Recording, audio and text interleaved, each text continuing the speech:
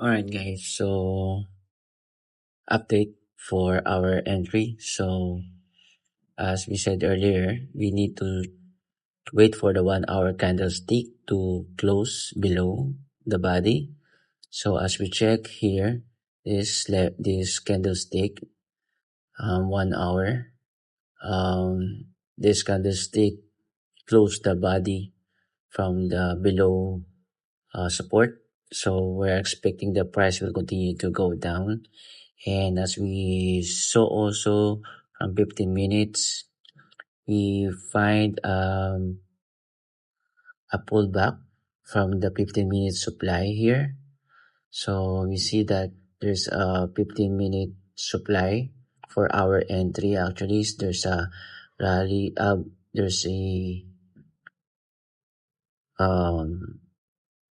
base drop here, and we're expecting the price will bit pullback to that supply area and then will go down. So that's our entry. So actually earlier, when I checked, I see a pullback from here. That's why I have a entry earlier from this first entry.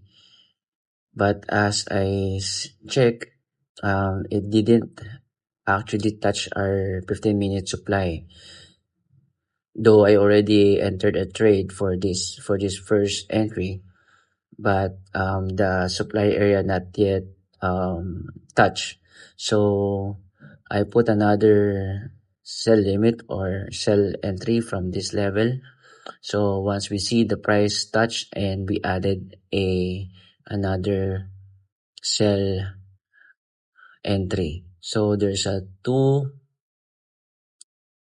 entry position for sell for this area now.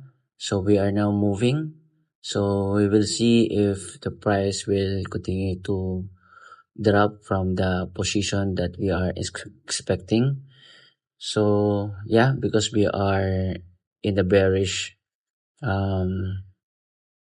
structure. So I put my